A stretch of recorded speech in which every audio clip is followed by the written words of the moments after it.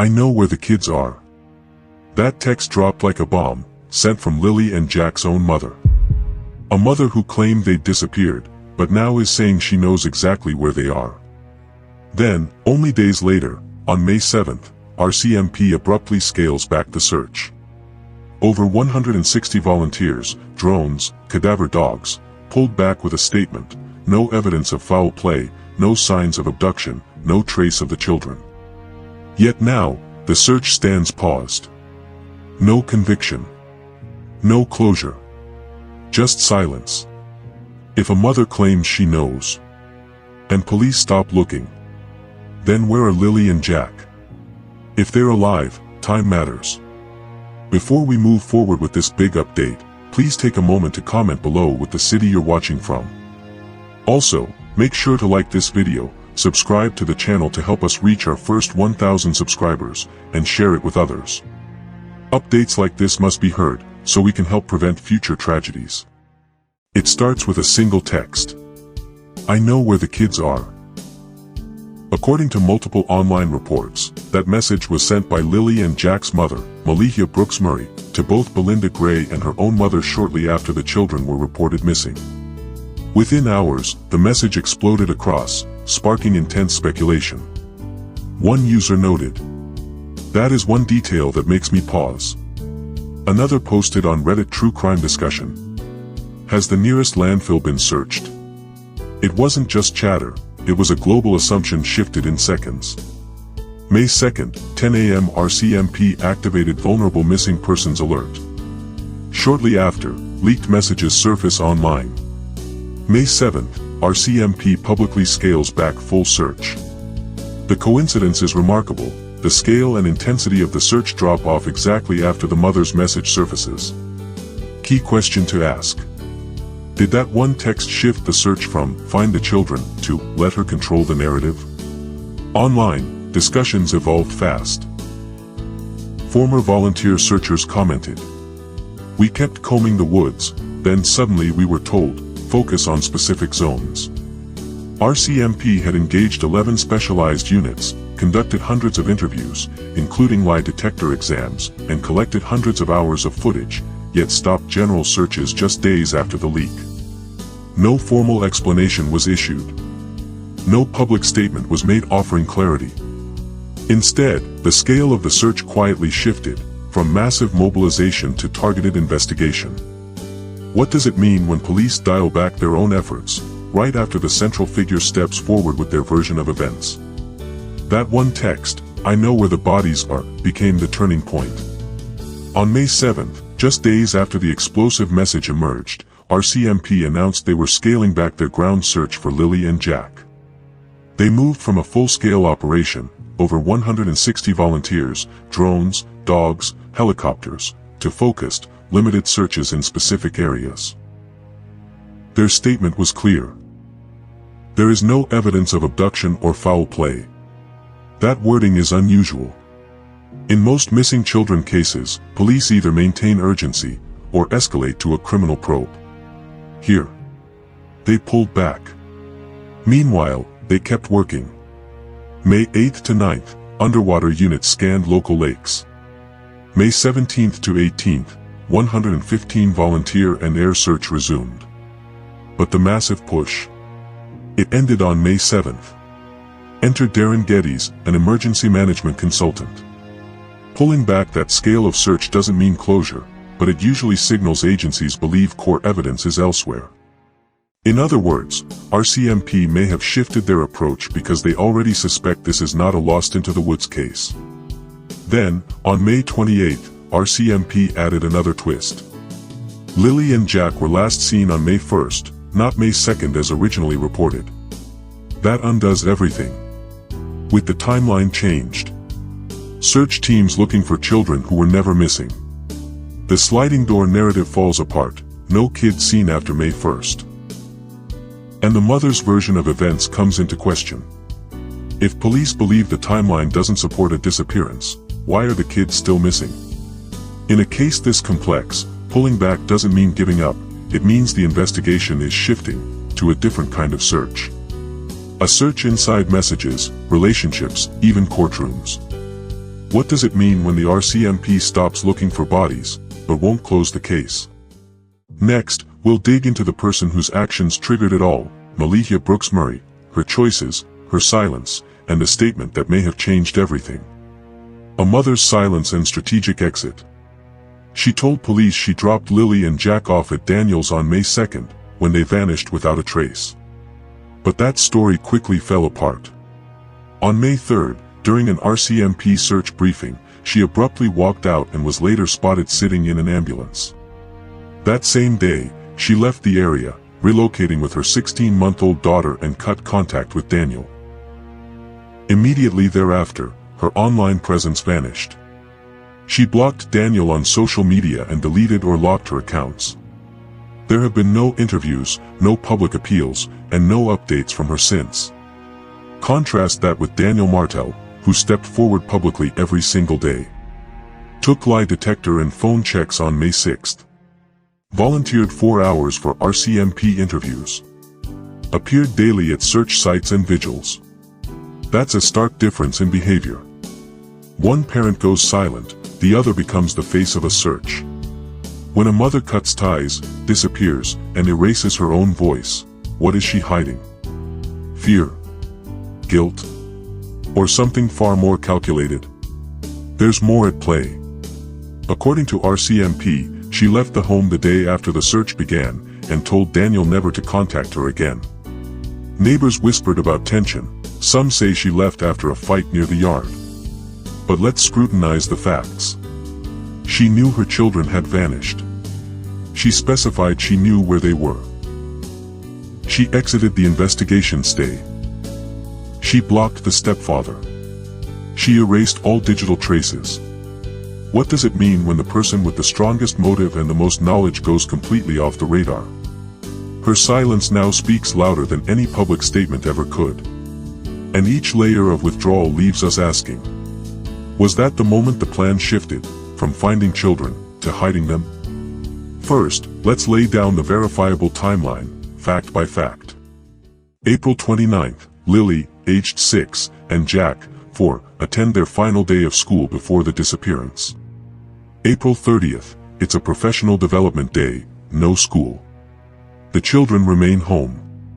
May 1st, confirmed by surveillance and eyewitness accounts, Lily and Jack are seen in public with their mother on Gairloch Road between noon and 1 p.m.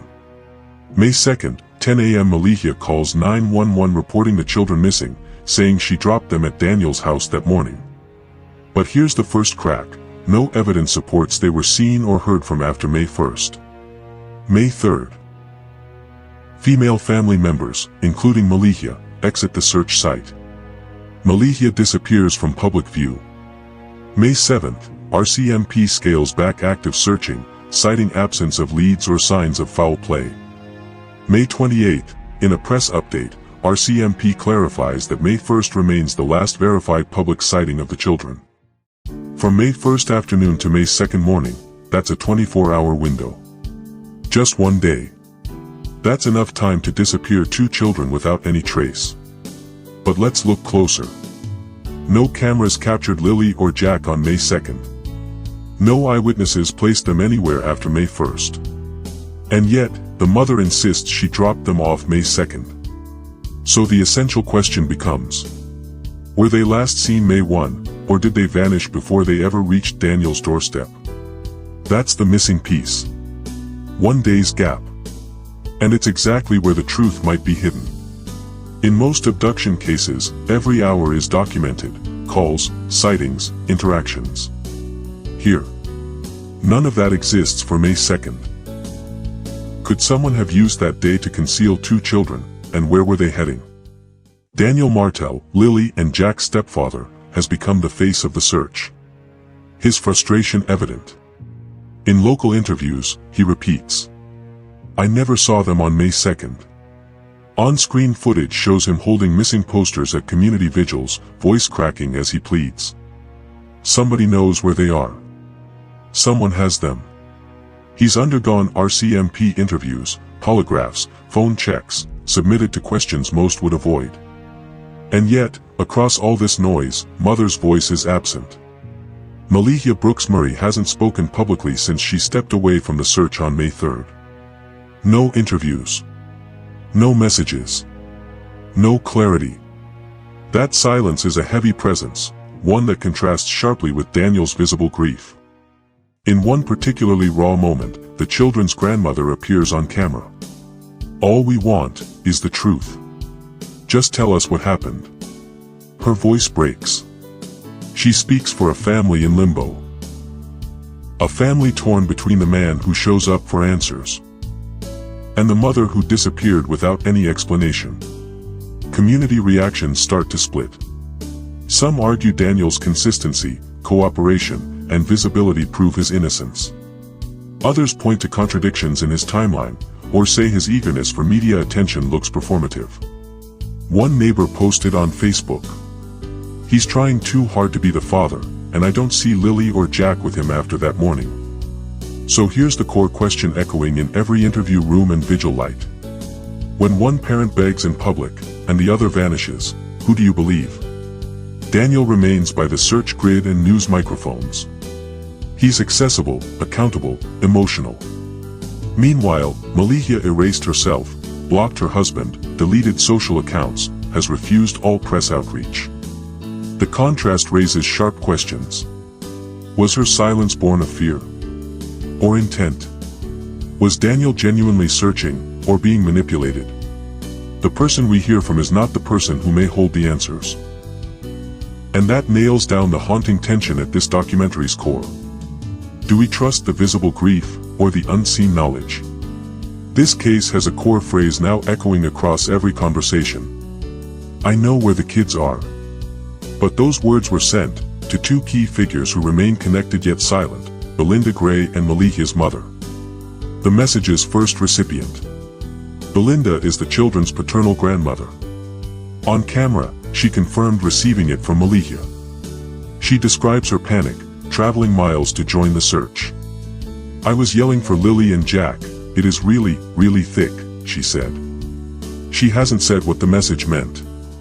But her decision to stay engaged suggests she believes Malihia, or at least believes something she said. Malihia's mother is also a recipient. Silence defines her actions, no statements, no updates, no public citing.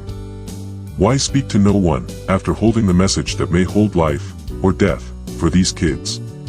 Unverified speculation spread online. CPS was on site with Malihia before May 2nd, possibly over custody concerns. If true, that adds a motive, hiding the children to avoid losing them. Did Malihia claim ownership, and then vanish? Another layer, the father's relatives. They appear online expressing doubt and concern. Belinda herself is related to the biological dad and confirmed receiving the text. Why has no one come forward to explain where these children might be? Leaked message strongly implies location knowledge. A scaled-back RCMP search signals police don't expect a recovery in the field. Key family figures refuse to clarify. So the growing theory, supported by credible commentary, is that Lily and Jack were deliberately handed off, not lost, not abducted, but hidden, by someone close. If this was a staged disappearance, who helped orchestrate it? Is Belinda a conspirator or a pawn? Did Grandma receive the message because she's part of the plan? Or is Malihia protecting someone? If the kids are hidden, then who is holding them? And why hasn't anyone spoken up? When the spotlight fell, so did female's voice. She vanished. Silence replaced public statements, no more interviews, no pleas for the children. Daniel was blocked, cut off mid-sentence, mid-search, mid-trust. Profiles were wiped, pages locked, digital exits staged with precision. And she left the search area entirely, walking out, disappearing into another province. What does this sequence say?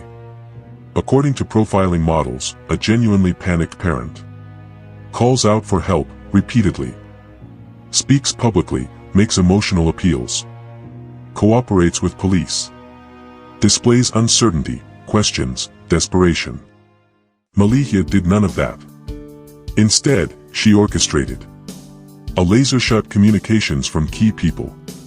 A precise exit from the investigation.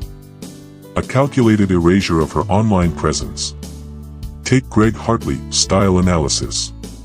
He'd note the difference between trauma-driven chaos and calculated silence. Trauma leads to vocal distress. Calculation leads to controlled vanishings. Let's test this against known custody hoax cases, where the absent parent keeps information private, avoids media, and strategically exits to delay or prevent recovery. Those patterns match here. Is this disappearance real, or a disappearance by design? The narrative behavior points more to planning than panic. When a mother with "where the bodies are" knowledge goes silent and disappears, that silence becomes the most potent clue. Is she hiding in fear, or guarding a planned secret? On June 2nd, the community gathered in solemn solidarity. Candles flickered under night skies. Images of Lily and Jack were posted alongside handwritten notes and prayer flags. Missing posters lined fences. Grief echoed through hushed voices. Daniel Martel stepped forward again, voice trembling. "We just need them home, whoever has them, please, help us end this." His face clenched in desperation. He held a single, worn teddy bear. Tears welled. As he accepted more candles from strangers who gathered in hope. An indigenous community leader spoke next. "We call for truth. We ask for transparency. Not blame, but honesty." Those words hung heavy. Not accusations. A plea. Inside the Sullivan home, the bedrooms lay undisturbed. 2 small beds, perfectly made. 1 toy car on the hardwood floor. A half-finished drawing still taped to the wall. No energy, no laughter. Just stillness. If Lily and Jack aren't here, where are their tears? If they're out there, why doesn't anyone claim to hold them? Public sentiment shifted. Some said hope remained alive. Others whispered, this grief is genuine, for a loss we don't fully understand. So here's the unspoken question. If the tears are real, what are they crying for, lost children, or hidden ones? The unanswered questions weigh on every frame. Who lights those candles in the cold? Who speaks truth when no one else does? And who holds the key to bringing an end, or a beginning? Police statements are clear, there is no confirmed crime, no suspects. No arrests, and no physical signs of Lily or Jack. At the same time, there's also no evidence of abduction. No forensic scene. No surveillance capturing a stranger. No signs of forced entry. No wallets left behind. The sliding door remained intact. So here's the truth laid bare. This doesn't fit the template of a typical missing person case. It makes more sense as a scenario of intentional disappearance. Accountability emerges as the core issue, not rescuing victims from harm, but unraveling who made them vanish in the first place. The RCMP paused the search because they didn't believe the children were lying injured in the woods. Instead, their last public statement indicated they believed May 1st was the last sighting, not the morning of May 2nd, as claimed. That collapse of timeline is too significant to ignore. This means we're not looking for someone who kidnapped them. We're looking for someone who moved them. And one person said she knew where that was. So now the question isn't, what happened to Lily and Jack? It's, who made the choice to remove them, and why is everyone else silent?